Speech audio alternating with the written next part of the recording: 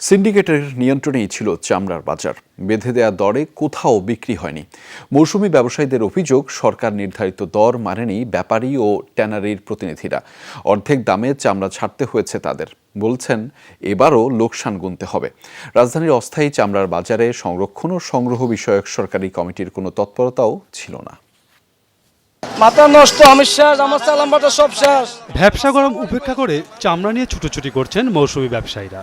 উদ্দেশ্য, ঢাকার অস্থায়ী চামড়া বাজারে বিক্রি করা। কিন্তু রাজধানীর সায়েন্স ল্যাবরেটরি মোড় এলাকায় ব্যাপারী এবং ট্যানারি প্রতিনিধিদের কাছে চামড়া নিয়ে এসে হতাশ তারা। মিলেনি কাঙ্ক্ষিত দর।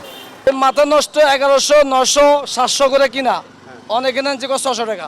আমরা 1000 টাকা বেচি, 1500 টাকা কি 1200 টাকা বেচতে 200-100 টাকা আসবে। অনেক এখানে মানে 600 টাকা করে। সরকারি রেট যে লবণ সহ দিছে, ওনার তার অর্ধেক মানে বলতেছে আমাদেরকে।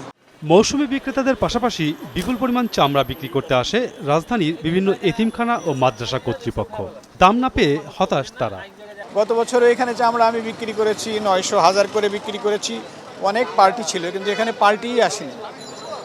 তো এখানে পার্টি আসে, যারা আসছে তারা মানে ওই এক প্যাকড হয়ে আছে, ওই টাকার উপরে আর উঠছে না কেউ, 700-র উপরে কেউ উঠছে না। ট্যানারি মালিকদের বেঁধে দেওয়া দর অনুযায়ী ঢাকার ভেতর লবণযুক্ত প্রতি বর্গফুট চামড়ার দাম 55 থেকে 60 টাকা।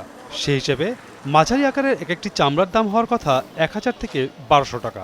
অথচ এমন চামড়ার সর্বোচ্চ দরই উঠেছে 800 টাকা। ব্যাপারীরা বলছেন, সরকার লবণযুক্ত চামড়ার দর বেঁধে দিয়েছে। লবণ দেওয়া হয়তো 350-400 টাকা পার পিসে খরচ হয়, লেবার খরচ, লবণ খরচ। এর কাঁচাটা তো আমরা এই দামে কিনতে পারবো না। আমার একটা মালে লবণ লাগাইতে এখান থেকে ক্যারিং করার পরে লোড আনলোড সহ লবণ লাগানো সহ প্রায় 250 থেকে 300 টাকা খরচ।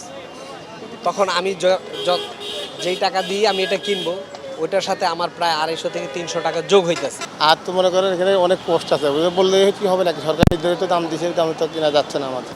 এদিকে ঢাকার অস্থায়ী বাজারগুলোতে চামড়া কেনাবেচা নিয়ে দুপুর থেকে তৈরি হয় নতুন সংকট। সায়েন্স ল্যাব মোড়, মোহাম্মদপুর টাউন হল, হাজারীবাগ এলাকার রাস্তার পাশ থেকে ব্যবসায়ীদের সরিয়ে দেয় পুলিশ। 25-30 বছর ধরে আমরা এখানে মাল কিনছি, তখন আমাদেরকে কিনতে দেয় না, এখানে বসাই যাবে না, বসতেই দেয় না। পুলিশে যদি মনে করেন চামড়া আপনার কিনতে না দেয় প্রশাসন, তাহলে এটা কি ব্যবসায়ীর দোষ? ব্যবসায়ী তো মাল কিনতে আসছে। এখন চামড়া কিনে তো আর কোনো সুযোগ নেই। এখন এই চামড়াগুলো নষ্ট হয়ে গেলে তো আমাদের সম্পদ কমে যেতে। গরু মহিষের চামড়া বেচা কেনা হলেও ছাগলের চামড়া ক্রয়ে কোনো আগ্রহ ছিল না ব্যবসায়ীদের। মাসুদুজ্জামান রবিন, যমুনা নিউজ, ঢাকা।